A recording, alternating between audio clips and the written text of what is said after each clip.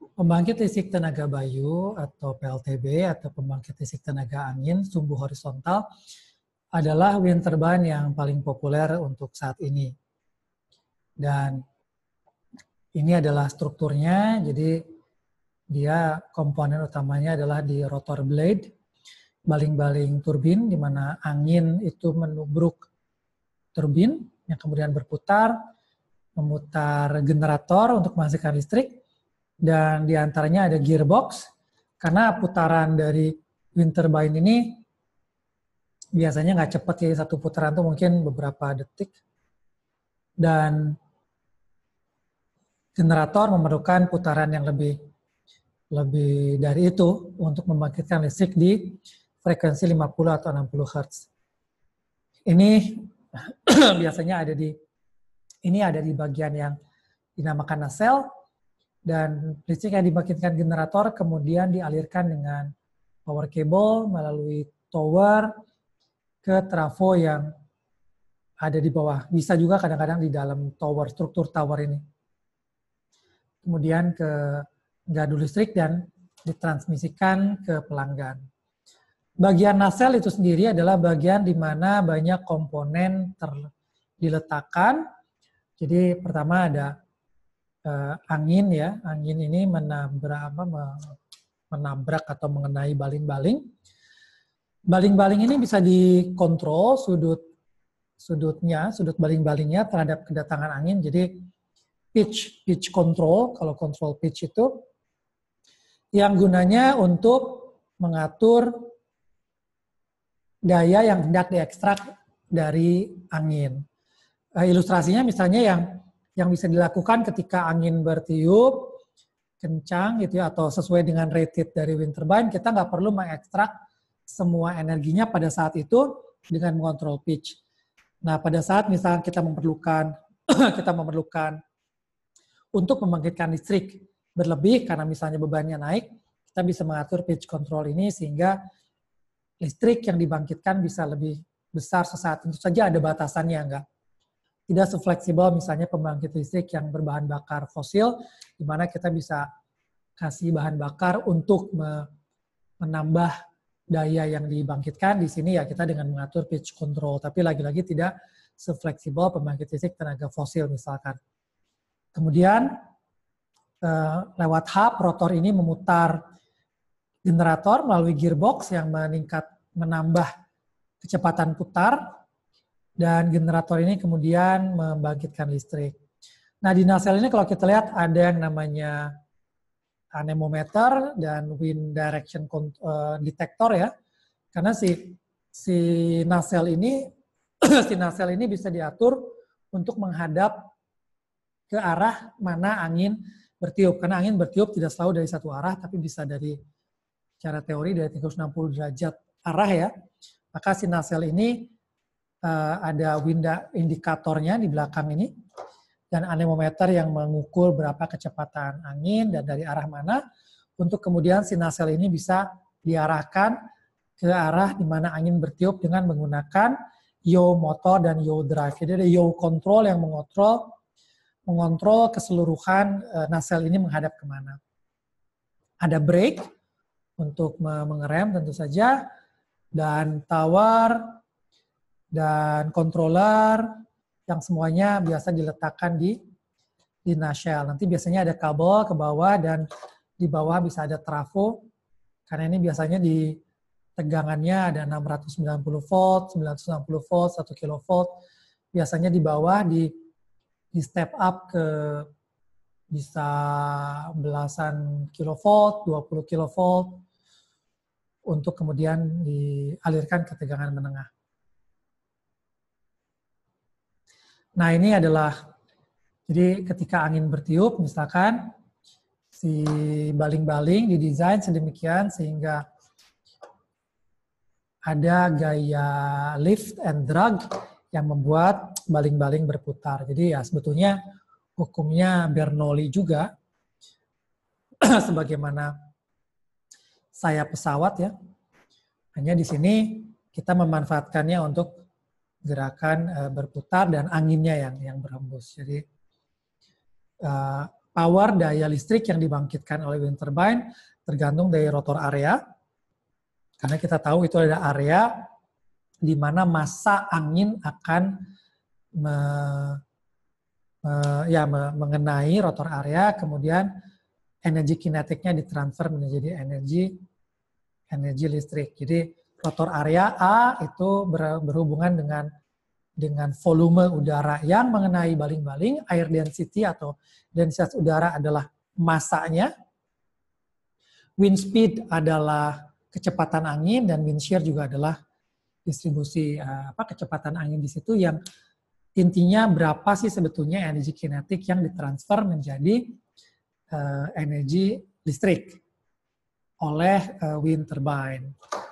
Nah, di sini kita juga lihat bahwa ada keterbatasan dari desain wind turbine kita, bahwa wind speed itu meningkat kecepatannya ketika dia semakin jauh jaraknya dari permukaan tanah. Jadi untuk memaksimalkan keluaran dari wind turbine, biasanya dia ada agak sedikit dimiringkan gitu ya, supaya lebih optimal. Dan ada namanya wind shear, di sini adalah perbedaan kecepatan angin dan arah angin untuk short distance, jarak dekat, yang biasanya disebabkan oleh kontur, apakah itu pegunungan atau daerah pantai, atau pola udara gitu ya, pola cuaca di mana wind turbine itu ada. Juga densitas air itu meningkat ketika temperatur semakin dingin, ketinggian semakin rendah, dan kelembaban semakin rendah. Jadi ini semua limitasi mesin ini perlu diperhitungkan ketika kita akan membangun pembangkit listrik tenaga bayu atau tenaga angin. Nah, ketika kita bicara semakin ke sini, orang cenderung membuat pembangkit listrik juga semakin besar. Jadi ukurannya sampai beberapa megawatt atau 1000 kilowatt, yang blade-nya juga lebih dari 100 meter, itu biasa. Tentu kita menghadapi tantangan yang lain. Jadi kita menghadapi tantangan ketika bebannya itu tidak seimbang antara yang 3 baling-baling itu. Sebagai contoh, ketika baling-baling berputar, ada masa di mana baling-baling itu sejajar dengan tower. Tentu saja di situ akan berbeda tekanannya dibanding ketika dia tidak ada di bayangan tower gitu ya. Dan juga semakin besar komponen artinya semakin berat, sehingga komponennya itu mungkin perlu didesain lebih kuat karena dia mungkin bisa aus. Kemudian efisiensinya juga perlu lebih tinggi, dan maintenance akan lebih menantang karena berarti kita melakukan maintenance untuk satu unit yang besar. Apalagi sekarang di daerah-daerah yang juga tertarik untuk menginstalasi wind turbine, itu banyak negara-negara 4 musim yang kondisinya bersalju atau dia ada di dataran tinggi dengan temperatur yang rendah. Ya, karena ketika salju tentu saja kita perlu menghitung bagaimana apakah salju yang jatuh misalnya menambah beban ke baling-baling dan lain sebagainya, sehingga masalah availability dan reliability dari wind turbine yang lebih besar sebetulnya lebih menantang. Tapi harga yang dibayar atau manfaat yang didapat adalah kita bisa lebih efisien karena satu wind turbine sekarang bisa membangkitkan listrik jauh lebih besar. Nah, ini untuk perspektif aja, jadi kita bicara puluhan meter, bahkan sampai ratusan meter, itu tergambar sebetulnya di slide ini. Jadi sebagai perspektif ini sebetulnya wind turbine yang nggak besar-besar amat, ini mungkin di 1 megawatt mungkin, 1,5 atau kurang bahkan 1,5 megawatt seperti ini. Ya 1,5. Jadi kita lihat ini pekerja, dan ini ukuran naselnya. Naselnya lebih dari 50 ton, blade-nya itu baling-balingnya 40 meter, towernya biasanya 3 section, jadi 3 semacam tabung gitu ya, tabung besi besar, dibaut di antara sambungannya. Jadi itu untuk kepentingan logistik biasanya waktu diangkat. Nah ini kita dapat gambaran kira-kira sebesar apa nacelle ini dan seberat apa. Artinya untuk 1,5 megawatt ya bisa 50 ton, 3 section. Jadi ini menggambarkan tantangan yang dihadapi pada saat kita membangun struktur PLTB atau pembangkit listrik tenaga bayu. Secara kelistrikan ada 4 tipe wind turbine generator. Ini yang dikenal sebagai tipe 1, 2, 3, 4. Biasanya disebut IEEE type 1, 2, 3, and 4. Jadi tipe 1 ini adalah tipe konvensional fixed speed induction generator. Artinya dia itu jenis generatornya adalah generator induction yang kecepatannya itu tetap. Jadi dia diatur bahwa kecepatan putar wind turbine ini cenderung tetap, makanya namanya fixed speed.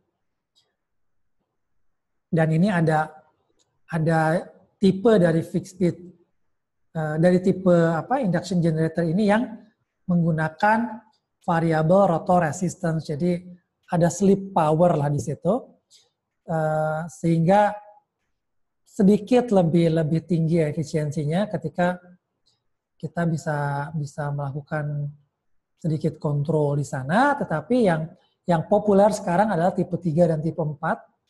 Tipe 3 itu WFET induction generator, di mana kita memanfaatkan power elektronik yang di sini kita bisa kontrol sehingga kita bisa mengekstrak wind atau angin, energi angin ketika kecepatannya si wind turbine ini juga bisa variable. Makanya namanya variable speed.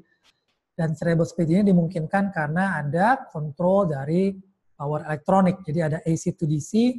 Di sini biasanya ada kapasitor di tengah, DC to AC, kemudian di feed lagi ke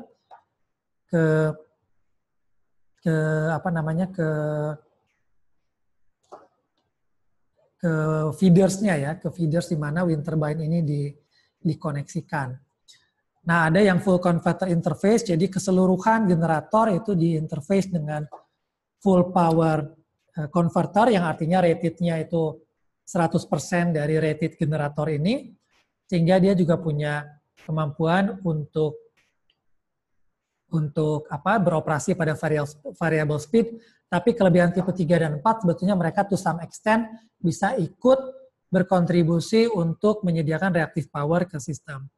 Yang full converter lebih besar daripada WFET karena juga rating dari perangkat elektronika dayanya berbeda. Full converter itu 100%, WFET itu sekitar sepertiganya dari rating dari generatornya.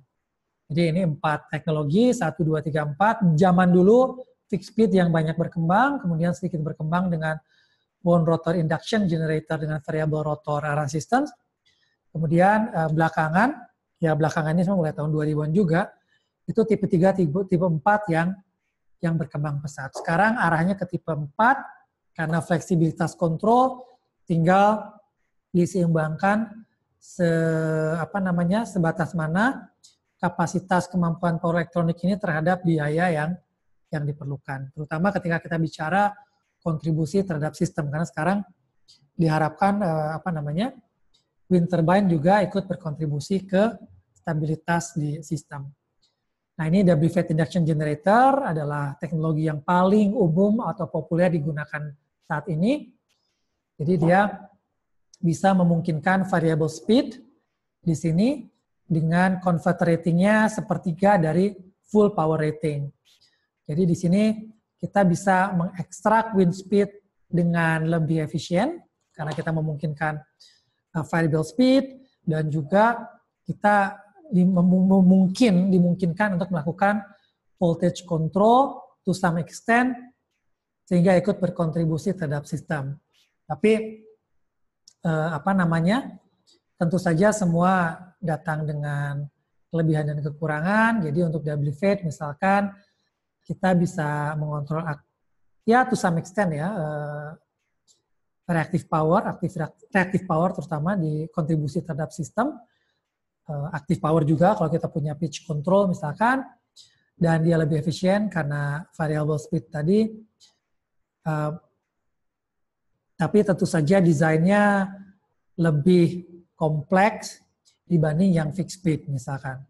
Jadi begitu kita bicara desain yang kompleks, ada complication misalnya dalam maintenance, pemeliharaan dan lain sebagainya. Tapi mengingat dia hanya sepertiga rating power elektronik itu terhadap sistem generatornya, maka dia tetap mempunyai keluangan di biaya misalkan dibandingkan dengan yang full power converter, di mana power elektroniknya itu full rating ya, jadi satu full rate dengan generatornya.